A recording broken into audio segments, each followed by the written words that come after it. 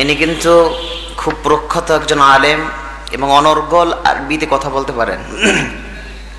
ইনি বাংলাদেশের কাঁটাতারের সীমানা পেরিয়ে বহির্বিশ্বেও ভ্রমণ করেন। আগামী সপ্তাহেও তিনি দুটি রাষ্ট্রে সফর করার জন্য যাচ্ছেন, মালয়েশিয়াতে এবং চীনে যাচ্ছেন। কিছুদিন পূর্বে গেল মাসে প্রায় 12টি দেশের মতো 12 থেকে 15টি দেশ এখন পর্যন্ত সফর করছে, বলি আলহামদুলিল্লাহ। তিনি দিনের দাওয়াত দিচ্ছেন। তো আমি তো অবশ্যই আলোচনা আপনাদের সামনে করব। আমি তার কাছে অনুরোধ করব যে আপনি বহির্বিশ্বে দাওয়াত দেন। আমি সরাসরি তার আলোচনা এখনো শুনিনি, কেবল মোবাইলে শুনেছি। আমার আলোচনার পূর্বে তিনি যাতে মুক্তাসার একটু আলোচনা পেশ করেন একটুখানি করেন। কি আপনারা কি বলেন? একটু মুক্তাসার। আমি নিচে বসতেছি, তিনি এখানে বসে একটুখানি করেন। আসেন।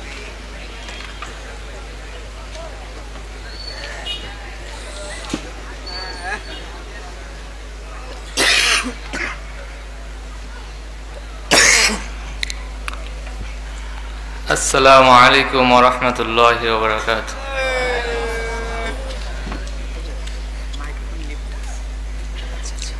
আমি আসলে সেভাবে কথাও বলতে পারি না, তো আমার মধ্যে তেমন এলমি মাহারাত নাই, এলমি মালাকাত নাই।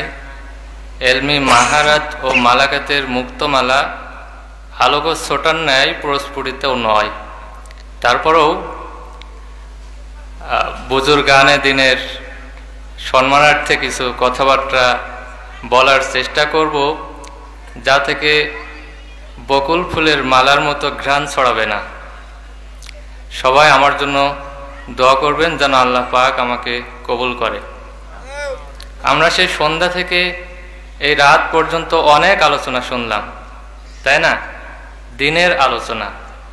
তো এই দিনের আলোচনাগুলো শুধু শুনলে হবে না, দিনের আলোচনা শুনলে নিজের মধ্যে চিন্তা আসে। শুধু চিন্তা করলে হবে না, এই চিন্তাগুলো গড়তে হবে। চিন্তা করা সহজ, খুবই সহজ, কিন্তু চিন্তাটা গড়া খুবই কঠিন। তাই আমাদেরকে চিন্তা গড়তে হবে।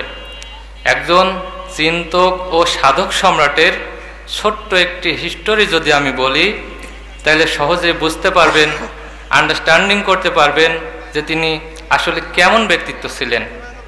ইব্রাহিম বিন আদহাম রহমতুল্লাহ আলাই নাম শুনেছেন? ইব্রাহিম বিন আদহাম রহমতুল্লাহ আলাই যেমন তেমন কোনো ব্যক্তিত্ব ছিলেন না। ইব্রাহিম বিন আদহাম রহমতুল্লাহ আলাই তিনি খুব অসাধারণ একজন ব্যক্তি ছিলেন।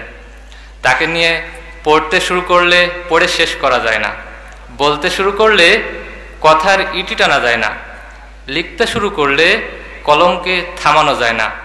তারপরেও এই মহা মনীষীকে নিয়ে অল্প কিছু হলেও যদি বলি, তাইলে বিসহুলা সহজেই আন্ডারস্ট্যান্ডিং করতে পারবেন যে তিনি আসলে কেমন ব্যক্তিত্ব ছিলেন। এই আরবাব ছিলেন একজন প্রভাবশালী বাদশাহ, পাওয়ারফুল শাসক। তা সত্ত্বেও এই বিশাল সালতানাত, রাজত্ব, রাজ সিংহাসন ছেড়ে প্রজাদের মতো সাধারণভাবে জীবনযাপনের পথ বেছে নিয়েছিলেন। এক কথায় বিলাসবহুল গাড়ি বাড়ি দুনিয়াবি সব কিছু ছেড়ে দরবেশ অবলম্বনকারী, দৃষ্টান্ত স্থাপনকারী একজন ব্যক্তিত্ব ছিলেন।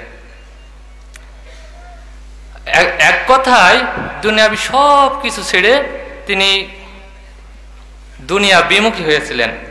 তো শফিক বালখি রহমতুল্লাহ আলাই, তার মৃত্যু হলো 189 হিজরি, এবং ইব্রাহিম বিন আদহাম রহমতুল্লাহ ওনার মৃত্যু হলো 162 হিজরি। এ দুজনই সমসাময়িক ব্যক্তিত্ব ছিলেন। তো শফিক বালখি রহমতুল্লাহ আলাই একদিন বাণিজ্যিক সফরে বের হবেন। তো তিনি ইব্রাহিম বিন আদহাম রহমতুল্লাহ আলাইয়ের কাছে এসে জিজ্ঞাসা করলেন, হজরত, আমি তো বাণিজ্যিক সফরে যেতে চাই, আমি কিভাবে যেতে পারি, তো একটু পরামর্শ দেন। তো ইব্রাহিম বিন আদহাম রহমতুল্লাহ পরামর্শ দিলেন। দেওয়ার পরে তিনি বাণিজ্যিক সফরে বের হয়ে গেলেন। বাণিজ্যিক সফরে যাওয়ার কিছুদিনের মধ্যেই আবার শফিক বালখিকে ইব্রাহিম বিন আদহাম রহমতুল্লাহ আলাই মসজিদে দেখতে পেয়ে জিজ্ঞাসা করলেন, শফিক, এত অল্প সময়ের মধ্যে তোমার বাণিজ্যিক সফর শেষ? তখন শফিক বালখি রহমতুল্লাহ আলাই খুলে বলেছিলেন তার দেখা রোমাঞ্চকর ঘটনাটি কি ঘটেছিল সেখানে। তো শফিক বাল্কি রহমতুল্লাহ বলেন, আমি কিছু দূর গিয়ে যেখানে পৌঁছাই তা ছিল নিতান্ত অনাবাদী জায়গা। জন নেই, প্রাণী নেই, ধু ধু মরু, খা খা বালিয়াড়ি। অল্প কিছুক্ষণের মধ্যে এই সন্ধ্যা নেমে এলো, আমি শিবির স্থাপন করলাম। তখন তিনি দেখতে পেলেন যে একটি উড়াল শক্তিহীন একটি চড়ুই নজরে পড়ল। তার প্রতি খুব মায়া হলো। অমনি চোখ মন ভিজে এলো যেন হঠাৎই। ভাবতে লাগলাম, খুব ভাবলাম, এই বিরান ভূমিতে এমন চড়ুইটি কিভাবে খাবার পাবে, বাঁচবে কিভাবে। ভাবনার ভাসটা চেহারা থেকে মুছে যাওয়ার আগেই দেখি আরেকটি চড়ুই এসে উপস্থিত, আরেকটি শক্তিশালী চড়ুই এসে উপস্থিত। ঠোঁটে চেপে আছে কিছু জিনিস। পঙ্গু চড়ুইটির পাশে আসার সাথে সাথে ঠোঁটে চেপে রাখা জিনিসগুলো টুপ করে পড়ে গেল, আর অমনি পঙ্গু পাখিটি তা উঠিয়ে খেয়ে নিল। এই দৃশ্যটি দেখে উচ্চস্বরে বললেন, সুবহানাল্লাহ। আল্লাহ যদি এই বিরান ভূমিতে পড়ে থাকা একটি পঙ্গু পাখিকে এভাবে রিজিক দিতে পারেন, তাইলে আমার মতো মানুষ কেন দেশ থেকে দেশান্তরে চষে বেড়াবে। এ ভাবনা ভিতরে আচ্ছন্ন হয়ে ফিরে এলাম। তো এই কথাগুলো শুনে ইব্রাহিম বিন আদহাম রহমতুল্লাহ বললেন, ইব্রাহিম বিন আদহাম রহমতুল্লাহ তিনি কিন্তু জগৎ একজন প্রসিদ্ধ প্রভাবশালী বাদশা ছিল, প্রথমে বললাম। তো বললেন, শফিক, তুমি এই পঙ্গু পাখির মতো হতে চাইলে কেন? তুমি তো চাইলে সে পাখি হতে পারবে যে বাহু শক্তি ব্যয় করে নিজে খায়, অপরকেও খাওয়ায়।